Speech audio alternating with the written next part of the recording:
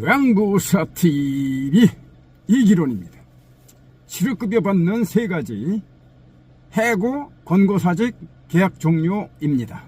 공통점은 사용자의 서명이 필요합니다. 서명 또는 날인. 해고는 당연히 사용자가 해고하는 거니까 자기 서명과 날인이 있죠.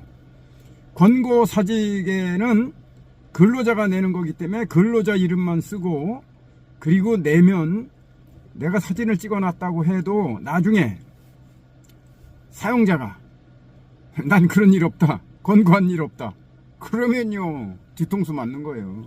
사용자가 권고해서 사직서를 제출했다고 해도 권고사직서 이렇게 해서 사용자 권고에 의해서 내가 사직서를 냅니다, 그렇게 써놓고 근로자 누구, 사용자 누구, 그리고 자필 서명 받아야 됩니다.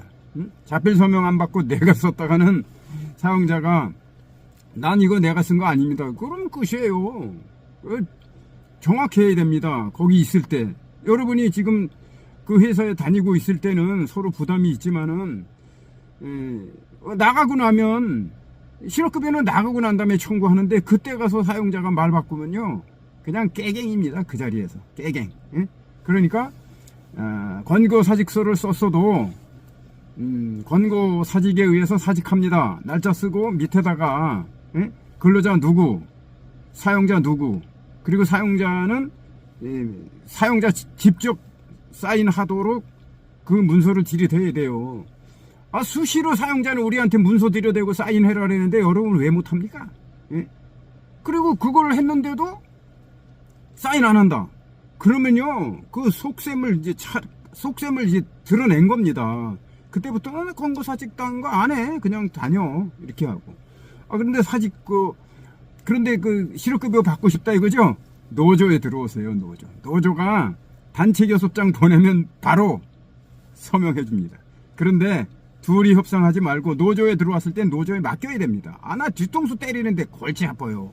요양보호사님들이 나한테 위임해놓고 약속해놓고 내 뜻을 따르겠다고 해놓고는, 그리고는 그냥 실업급여 준다면 거기에 그냥 사인하고 말이야, 노조 땡치고 말이야, 뒤통수 때리고, 그런 적이 너무 많아요 진짜. 우리는 후불로 받는 건데, 후불로 그것도 노조가 결의한 거 40만원 또는 50만원 나중에 그 실업급여 받게 되면 돈이 손에 쥐어졌을 때 그때 이제 해주는 건데, 그래서 그런 부분을 잘해야 돼요. 알겠죠? 그렇게 해서 지금 누가 나한테 와갖고 막 말 붙이고 그래서 좀 얘기가 격가지로 갔는데요. 계약 종료도 마찬가지입니다. 계약 종료는 누가 하면 되고 누가 하면 안 됩니까? 계약 종료를 근로자가 주도해서 내 계약 종료니까 나 그만두겠다, 그러면 그건 자발적 퇴사예요. 그렇잖아요. 내가 그만두고 싶어서 내가 그만두는 거니까. 그런데 계약 종료를 사용자가 선언했다 그러면 이제 실업급여가 되는데, 그 사직서를 써놓고, 원래는 계약 종료는 사직서 쓰는 것도 아니에요. 왜 계약 종료로 그만두는 거니까 뭔 사직서가 왜 필요해? 사직서는 내가 그만둘 때 내가 쓰는 거고 사직서 필요한 것도 아니에요. 그렇지만은 자꾸 쓰라 그러면 사직서 쓰고 그 밑에다가 계약 종료를 사용자가 선언해서 계약 종료로 퇴직합니다, 사직서를 하지 말고 퇴직서를 하래요. 퇴직서는 내가 내는 거니까, 퇴직서는 그거는 내가 낸다는 건 아니니까. 그러니까 둘이 같이 쓰는 거예요. 어떻게? 사직서 쓰고 이름 쓰고 사용자 이름도 쓰고. 그래서 이 사직서는 사용자가 계약 종료를 선언했다, 다시 계약하지 않겠다, 그렇게 했다, 이게 문서로 입증해서 사용자도 서명하게. 만약 사용자 서명이 없으면 난 그거 쓴 일이 없어요, 지가 쓴 거지. 나는 계약 종료 선언한 일이 없어요. 그렇게 거짓말 너무 잘한다는 게 입 벌고냐, 입 벌고. 입만 벌리면 구라야. 그래서 확실히 문서로 서명 또는 날인, 이름만 그 사람이 써도 돼요. 그건 내가 썼다, 자기 이름 자기가 써놓고 안 썼다 그럴 수는 없는 거니까 그렇게 써야 돼요. 그래서 여러분 이 세 가지는 세 가지만 된다고 생각하면 돼요. 해고, 권고사직, 계약 종료. 근데 계약 종료는 사용자가 계약 종료를 선언했다, 그걸 분명히 기록해야 되고요. 권고사직은 권고사직에 사용자 서명이 있어야 돼요. 그러면 거기 권고사직에 사용자 서명이 있으면 그걸 인정하는 거니까. 해고는 뭐 당연히 들어가는 거고. 그런데요, 자발적 퇴사에도 특례가 있어요. 예외. 응? 8가지인가 한 10가지 돼요. 뭐냐면 그 질병, 임신, 육아, 이사, 통근곤란, 임금체불, 정년 이런 때에는 자발적 퇴사여도 실업급여가 되는데 내가 10년 동안 여기 이 노조 일을 하면서 봤는데요, 한 건도 안 해줍니다. 왠지 아세요? 나라에 돈이 없어요. 그러니까 자발적 퇴사는 웬만하면 돌려보내라. 에? 그래서 여러분 그 고용센터에 가면요, 뭐 그 이직 확인서 갖고 와라 막 이러면서요, 잘 안 받아줍니다. 그러니까 여러분이 문서로 그 문서를 지금 만들어 놨잖아요. 그걸 갖다 첨부해서 딱 들이대라고. 그래도 안 해줘요. 왜?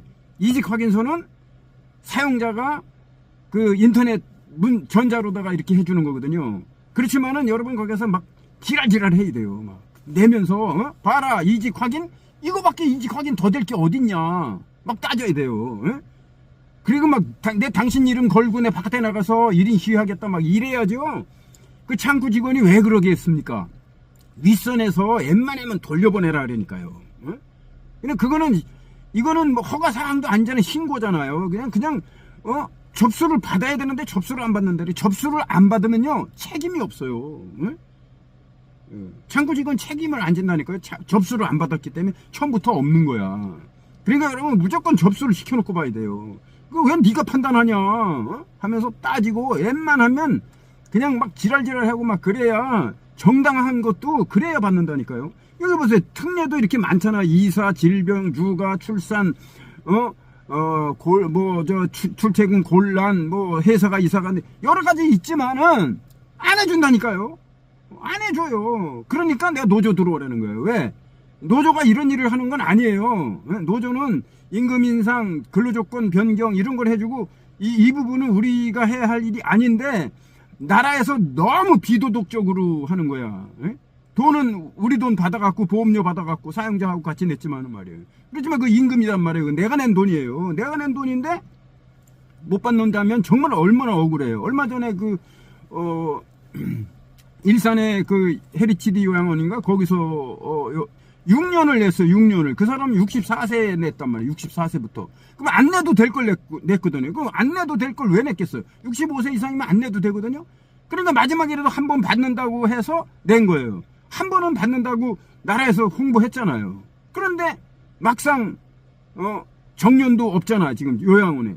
그러니까 전부 자발적 퇴사로 처리해갖고 안 준다니까요. 그래서 어떻게 했어요? 제가 단체 교섭을 놓죠. 단체 교섭을 놓더니 그냥 기급을 하고 해주겠다 하고 막 꼬셔가지고 말이죠. 단체 교섭 못 들어오게. 왜? 단체 교섭 들어가면 골치 아프니까. 그러니까 감당이 안 돼요. 한 명이라도. 세계에서 근로자 한 명, 노조원 한 명을 가지고 사업장하고 들어가서 단체 교섭하는 데는요, 대한민국 요양보호사 노동조합밖에 없어요. 제가 위원장 일이 있는 저만 이렇게 하지, 한 명을 놓고 단체 교섭하는 사람 없다니까요? 지금 한 명을 놓고도 단체 행동하고 있습니다, 지금. 마침내 요양원에서. 한 명이 지금 투쟁 신나게 잘하고 있어요. 그렇다고 해서 우리 파업하진 않아요. 태업. 준법 투쟁하는 거지, 준법 투쟁. 그냥 막, 출퇴근 시간 정확하게 지키고, 투약 안 하고, 투약 보존은 하겠다. 입 벌려주는 건 하지만 약을 직접 넣어주는 건 그건 불법 의료 행위예요. 뭐 그 외에 석션 뭐 이런 거 전혀 안 해요. 온도 체크 왜 우리가 합니까? 요양보호사 일도 많은데. 물론 저기 그 간호조무사도 그 불법이에요. 그러나 걔들은 그것밖에 할 일이 없으니까 그걸 안 한다고 하면 자기들은 존재 가치가 없죠. 그러니까 하는 거예요. 불법이라도 알면서 하는 겁니다. 그러니까 여러분 노조를 통해서 실업급여 받아야지 왜 못 받습니까? 확실히 받게 해드립니다. 요양보호사 TV 이기론입니다.